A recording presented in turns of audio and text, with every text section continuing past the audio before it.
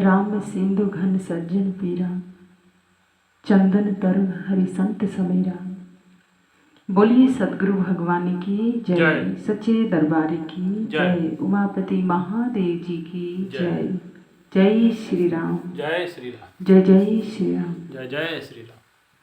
प्रिय भगवत प्रेमियों, हम सब बहुत ही भाग्यशाली हैं जो परमात्मा के अनुकंपा से, उसकी दया से हम सब इस होली के पर्व पर एकत्र हुए हैं।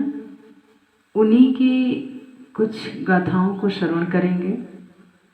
आप जानते ही हैं, बाबा ने बहुत सुंदर मानस में लिखा कि राम सिंधु घन सज्जन धीरा, चंदन तरु हरि संत समीरा।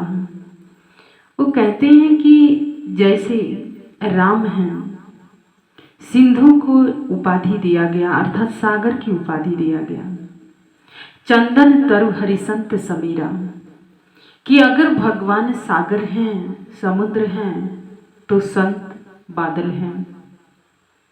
और वही बादल जब सागर से जल उठाते हैं तो पूरे संसार में बारिश करते हैं। और जैसी बारिश होती है तो वह पानी जब जमीन के अंदर जाता है तो उसी पानी को लोग पीते हैं और वो पानी पीने योग्य हो जाता है। सजनों, ठीक इसी प्रकार से जैसे सागर का पानी है, डायरेक्ट कोई नहीं पी सकता है, उसे डायरेक्ट मुंह नहीं कोई लगा सकता है। चंदन तरु हरि संत समीरा, कि बाबा समझाने के एक उदाहरण देते हैं कि जैसे सागर का पानी आप नहीं पी सकते हैं क्योंकि वो पानी नमक वाला है, लेकिन वहीं पर जब संत आते हैं तो उस पानी को, जो नमक वाला पानी है, उसे पीने योग्य बना देते हैं।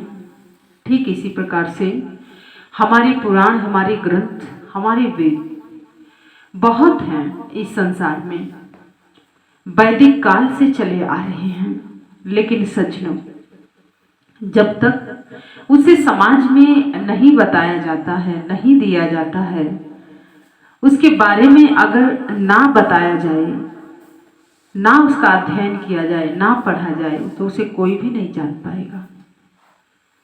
तो सज्जनों, कहने का तात्पर्य है, समझाने का तात्पर्य यह है कि जैसे भागवत महापुराण के अंतर्गत आता है कि जो भक्त प्रहलाद हैं, भक्ति करे कोई सूरमा, जात वर्ण कुल खोई।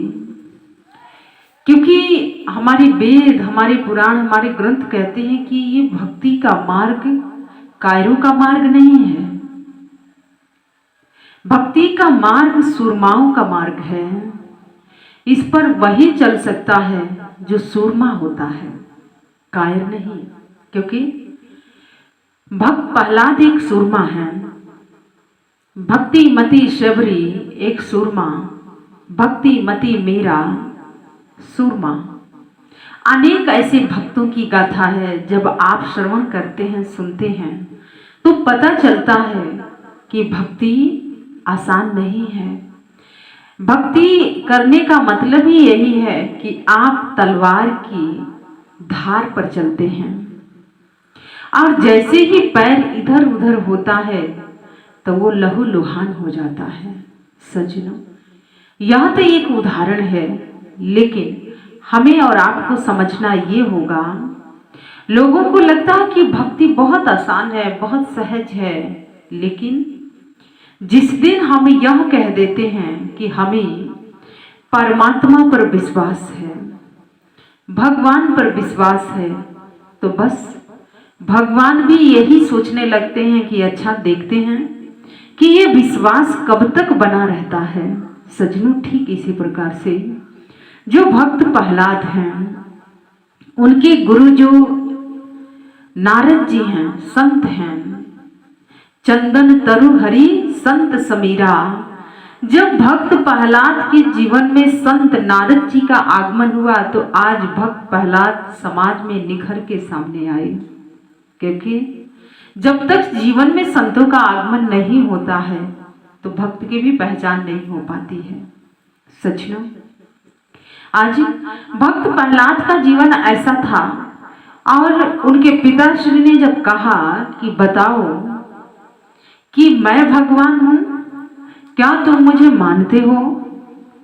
तो भक्त प्रहलाद भक्त हैं, उन्होंने कहा कि पिताश्री, यूं तो माता पिता ही भगवान होते हैं, लेकिन जिसने हमें आपकी संतान बना के भेजा, जिसने इस सृष्टि की रचना की, जिसने इन तारों को बनाया, जिसने इस सूर्य को बनाया, जिसने इस चंद्र को बनाया, वो भी तो एक भगवान है।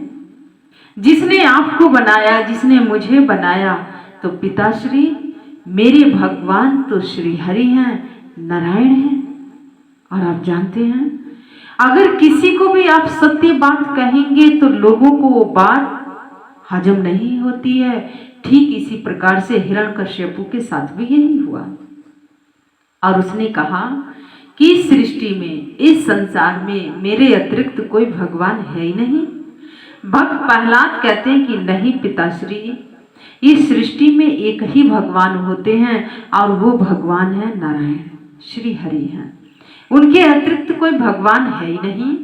और सच में जैसे ही भक्त ने यह बात कही कि श्री हरि के अतिरिक्त तो कोई भगवान है ही नहीं और मुझे उन पर पूर्णता विश्वास है, तो भगवान श्री हरि अब क्या करते हैं, अब भक्त की परीक्षा होती है कि भक्त का विश्वास कितना है मेरे ऊपर।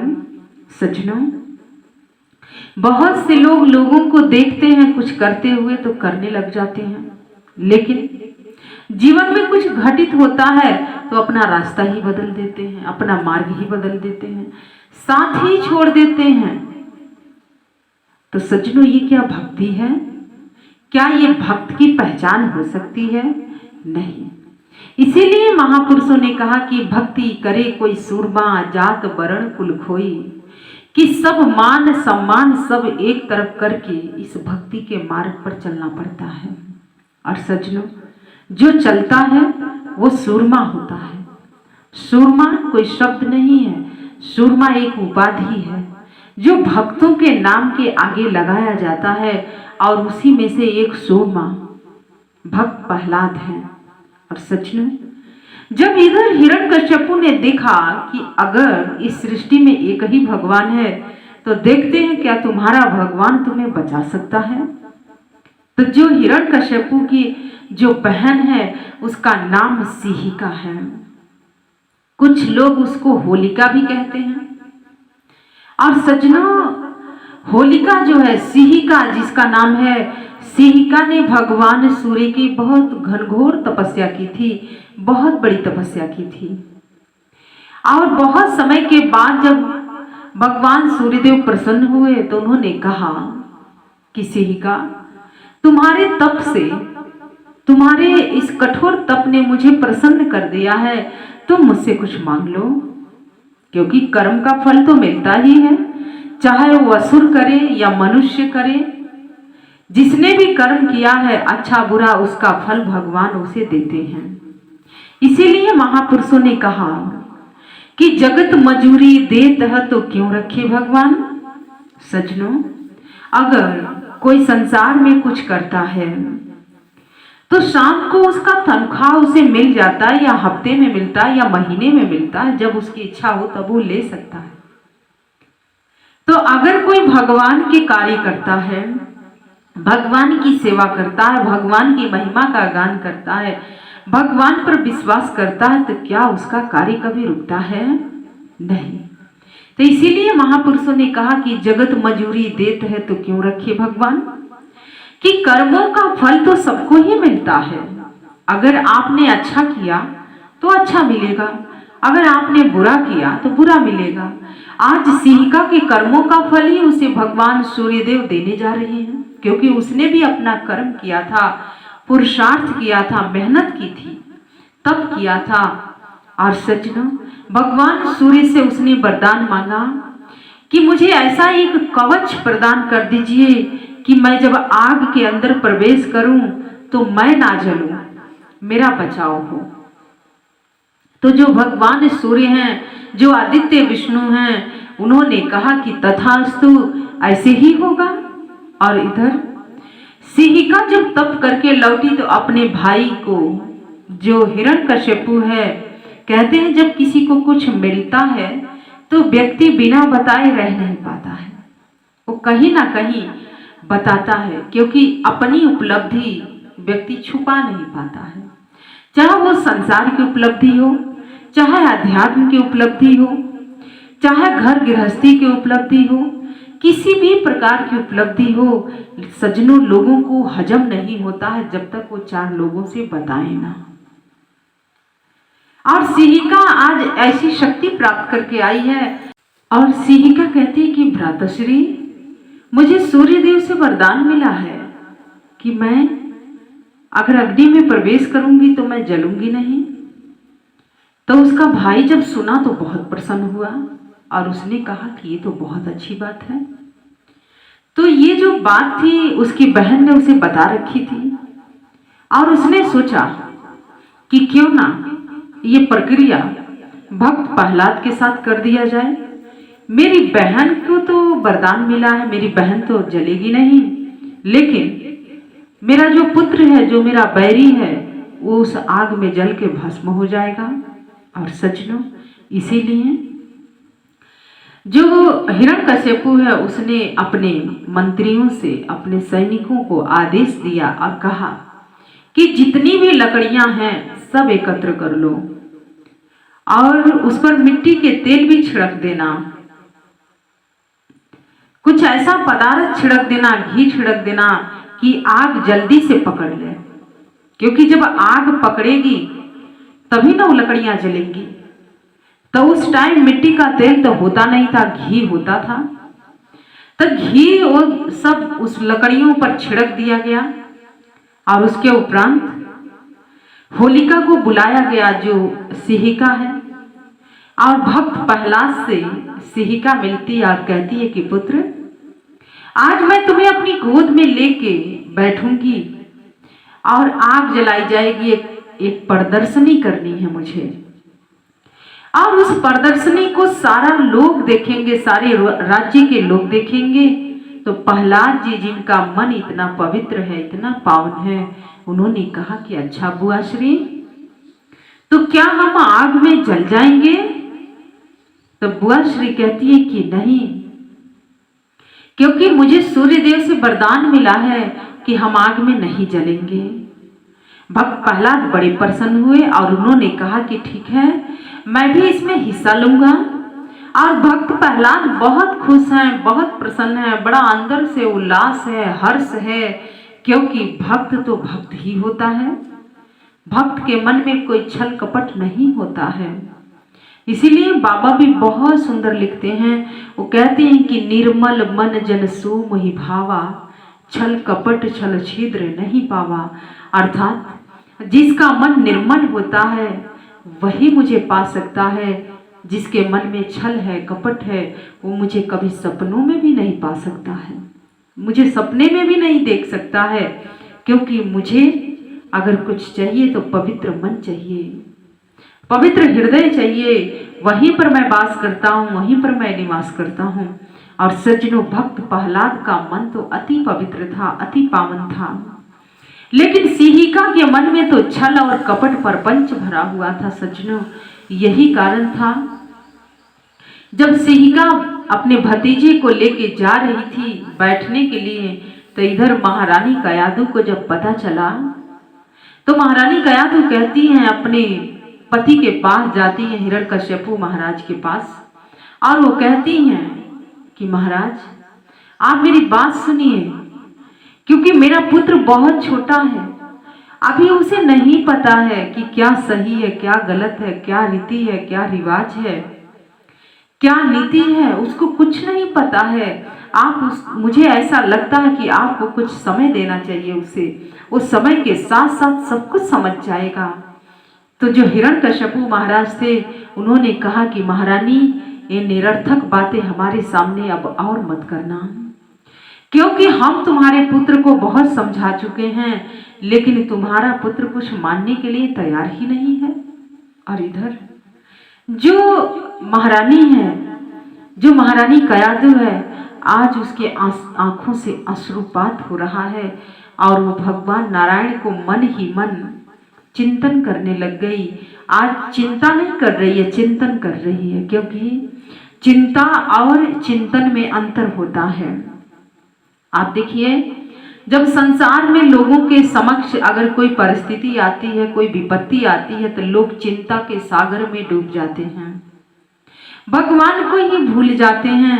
लेकिन एक इधर देखिए महारानी कयाधु, आज उनका पुत्र आग में प्रवेश करने जा रहा है।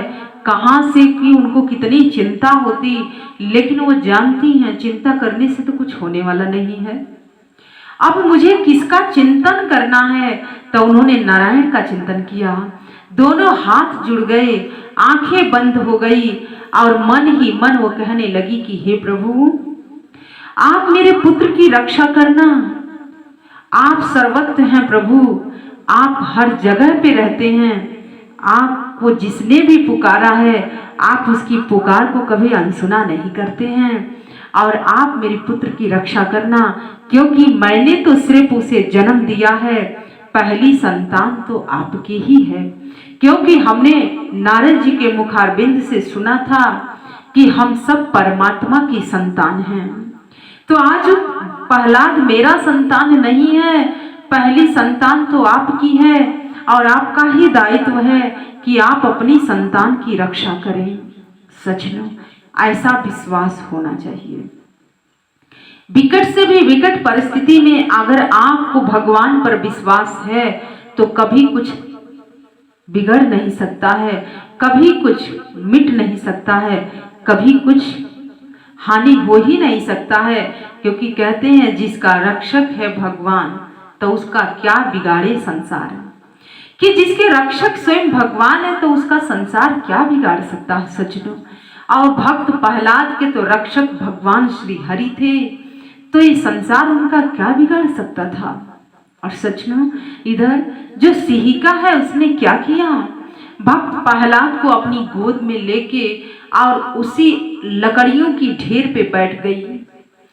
पूरे राज्य के लकड़ियां इकट्ठा की गई थी, बहुत सारी वो लकड़ियां थी, लकड़ियों का पहाड़ था और उस पहाड़ की ढेर पे लकड़ियों के पहाड़ था और उस पहाड़ की ढेर पे बैठ गई भक्त प्रहलाद को लेके। उस पे घी छिड़का गया था कि अग्नि जल्दी से पकड़ ले।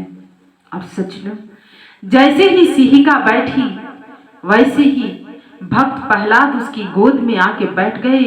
भक्त का मन तो अति पावन था, निर्मल था, जिसके मन में सिर्फ हरि वास करते हैं, नारायण वास करते हैं। और उन्होंने क्या किया, जो उनके गुरु नारद जी से जो उनको ज्ञान मिला था, जिसे आत्मज्ञान कहते हैं, जिसे ब्रह्म ज्ञान कहते हैं, उन्होंने अपने दोनों नेत्र को बंद किया और ध्यान में बैठ गए अपनी बुआ की गोद में।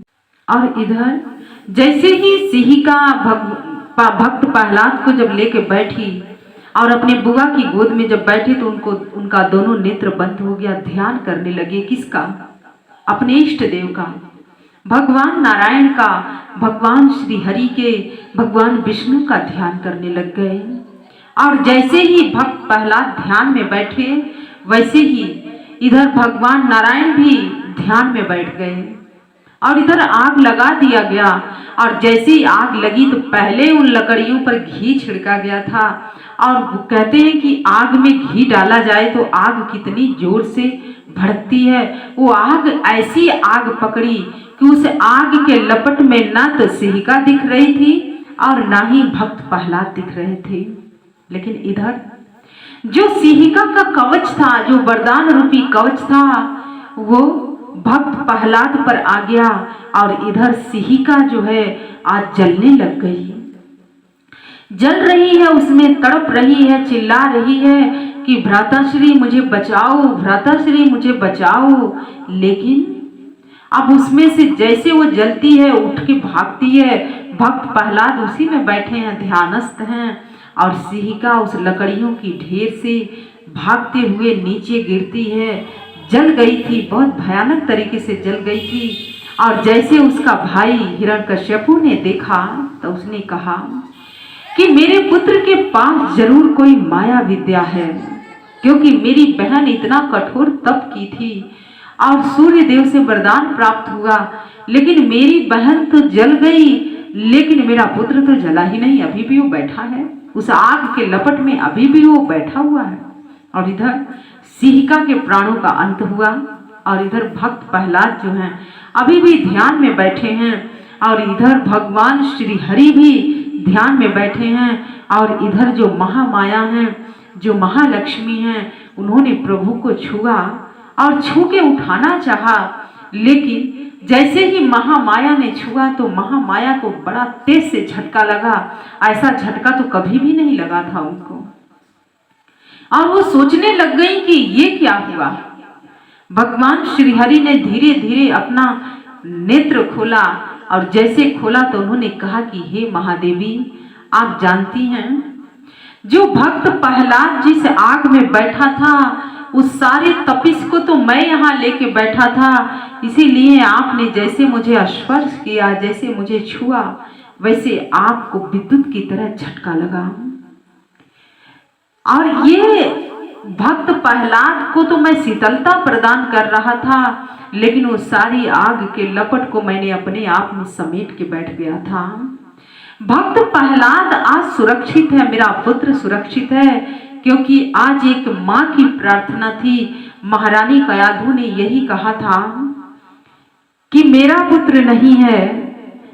हमने सुना था नारद जी के आश्रम में, नारद जी के मुखारबिंद से, कि हम सब परमात्मा की संतान हैं, और एक माँ की प्रार्थना को मैं कभी अनसुना नहीं कर सकता हूँ। और हे महादेवी, आज होलिका को, सिहिका को वरदान मिला था, वो इस वरदान से, शक्तियों से समाज का कल्याण कर सकती थी, समाज का भला कर सकती थी, लेकिन आज मेरे भक्त की हत्या करने जा रही थी, इसीलिए आज सिहिका मर गई है और भक्त मेरा बच गया है।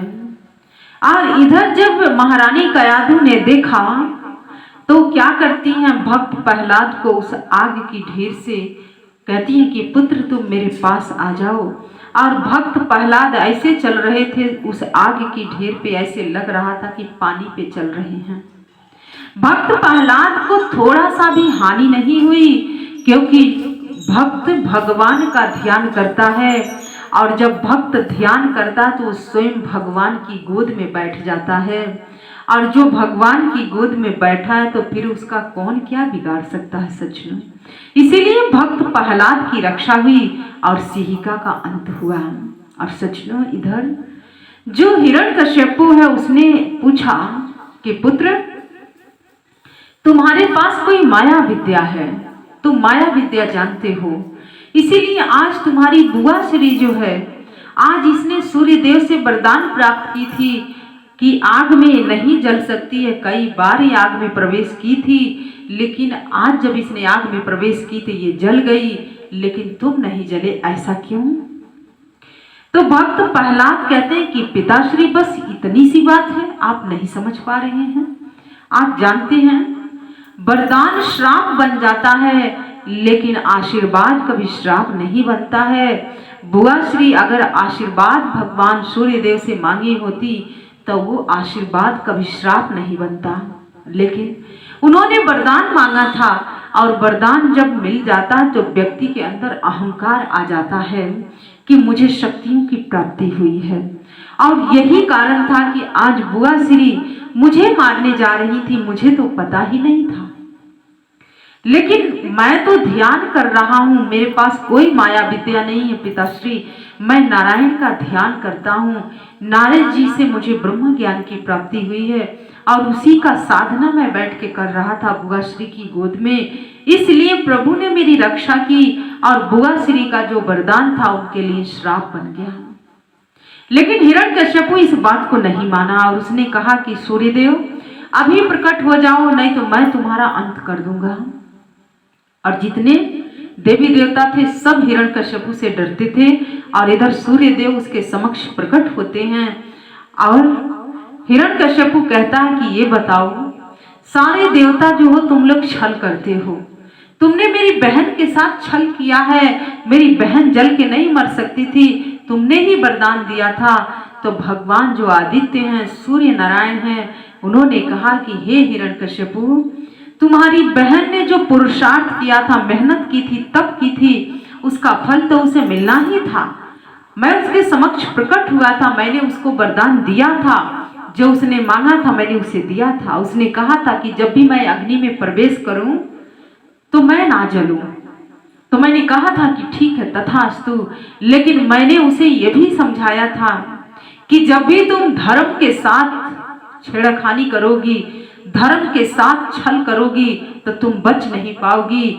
और हिरण्यकश्यपु, आज इसीलिए सिहिका का अंत हो गया है, क्योंकि जो तुम्हारा पुत्र है वो धर्म का पुत्र है, उसके जीवन में धर्म वास करता है और वो धर्म के अनुगामी है। इसीलिए आग और मेरा वरदान भी उसका कुछ नहीं बिगाड़ पाया। लेकिन जो अधर्म के जो लोग होते हैं, अधर्म के मार्ग पर चलते हैं, तो धर्म उसको निगल जाता है। पाप धर्म को नहीं निगल सकता है, धर्म पाप को निगल जाता है। इसीलिए आज सिहिका का अंत इसीलिए हुआ है क्योंकि ये धर्म का अंत करना चाहती थी, तो धर्म का कभी कोई अंत नहीं कर पाया है। बुराई का अंत होता है, अच्छाई का अंत कभी नहीं होता है। और सज्जनों, यही है सिहिका और होलिका दहन। सिहिका को वरदान मिला था, उस वरदान से उस समाज में बहुत अच्छा कार्य कर सकती थी, लेकिन उसने अपनी शक्तियों का गलत उपयोग करना चाहिए, धर्म का ही अंत करना चाहिए। तो जिसने भी धर्म को हटाना चाहा, धर्म को मिटाना चाहा, वो स्वयं ही मिट गया, लेकिन धर्म नहीं कभी मिटता है। तो सज्जनों, आज होलिका दहन से हमें यही प्रेरणा लेना है कि बुराई पर अच्छाई की जीत हुई। भक्त प्रहलाद एक अच्छाई है और जो सिहिका है, जो होलिका है, वो बुराई है। बुराई जल गई, खत्म हो गई, राख हो गई। तो ऐसे ही जब जब भी कोई अच्छाई का अंत करने चला तो बुराई का ही अंत हो गया और राख के ढेर बन जाता है। तो इसीलिए आज ये जो हम पर्व मनाने जा रहे हैं होलिका दहन का, कई जगह पर इसका अलग अलग नाम दिया जाता है, लेकिन उत्तर प्रदेश में, भारत के कई ऐसे राज्य में इसे होलिका के नाम से जाना जाता है और होलिका दहन होता है। और इस होलिका दहन के जो तात्पर्य था यही था कि होलिका एक बुराई है और भक्त प्रहलाद एक अच्छाई है। बुराई कभी अच्छाई का अंत नहीं कर सकती है, अच्छाई हमेशा बुराई का अंत करता है। तो इसीलिए सज्जनों, हमें अपने जीवन में बुराई को हटा के अच्छाई का रोपण करना है, अच्छाई का एक बीज बोना है और वही बीज एक दिन अंकुरित होगा और फिर वो एक नन्हा सा पौधा बनेगा, पौधा से वो पेड़ बनेगा, पेड़ से एक घनघोर वृक्ष बनेगा और उसमें असंख्य फल लगेंगे, फिर बीज तैयार होंगे और फिर उसी अच्छाई की बीज पूरे विश्व में फैल जाएगी और पूरे विश्व में एक शांति मिलेगी, एक सुकून मिलेगा। इसीलिए हमें अच्छाई की बीज को बोना है, बुराई की बीज को जला देना है, राख बना देना है, खत्म कर देना है। और कहते हैं कि भक्त प्रहलाद ने यही किया। अपने भक्ति से भगवान पर जो उनका अटूट विश्वास था, गुरु की आज्ञा पर उन्होंने निरंतर वो चले थे। और कहते हैं कि जिसे गुरु की बात याद रहती है, जो गुरु को हर क्षण याद करता है, उसका कभी बुरा कोई कर ही नहीं सकता है। और भक्त प्रहलाद इसका जीवंत उदाहरण है इस समाज में। और इसीलिए ये होलिका दहन का जो पर्व है आज हम सबके जीवन में फिर से आया है, पुनः आया है। आपने पिछले साल भी होलिका दहन किया, इस साल भी ये होलिका दहन हो रहा है, लेकिन ये होलिका दहन तो होता ही रहेगा। जब तक अच्छाई नहीं आएगी तब तक बुराई का अंत नहीं हो सकता है। तो हम सभी साधक भक्त और सभी मनुष्य, क्योंकि इस संसार में सभी मनुष्य लोग हैं, तो हम सभी महामानव मिलके, मनुष्य मिलके, हम सब इस होलिका दहन पर एक संकल्प लें, एक गुरु के चरणों में एक प्रार्थना करें, एक अटूट ऐसा एक विश्वास हो कि हमें बुराई को जड़ से उखाड़ के फेंक देना है और अच्छाई को पूरे विश्व में रोपण कर देना है। इस होलिका दहन के यही बधाई है। और हम अपने तरफ से भी, गुरु महाराज जी की तरफ से, संत समाज के तरफ से, समस्त मानव जाति के तरफ से हम आज ये होलिका दहन पर आपको हम यही बधाई देना चाहते हैं कि बुराई का अंत हो, अच्छाई का जीत हो और इस संसार में शांति ही शांति हो, सबके जीवन में शांति हो, सबके मन में शांति हो। और इसी के साथ हम एक प्रार्थना करते हैं कि सर्वे भवन्तु सुखिनः, सर्वे सन्तु निरामया, सर्वे भद्राणि पश्यन्तु, माँ कश्चित् दुख भाग भवे। कि हे परमात्मा, सबके दुखों का अंत कर दो और सबके जीवन में सुख भर दो, सबके घर में सुख संपत्ति भर दो, सबका जीवन शांत हो जाए। और आइए इसी कामना के साथ मैं अपने वाणी को विराम देती हूँ और प्रभु के चरणों में जय घोष अर्पित करते हैं। तो बोलिए श्री हरि भगवान की जय, श्री नारायण की जय, उमापति महादेव जी की जय, मां अंबिका भवानी की जय। जय श्री राम, जय श्री राम, जय श्री राम, जय श्री राम, जय जय श्री राम। जय श्री राम, आशुतोष भगवान की जय, सांची दरबारी की जय। धन्यवाद।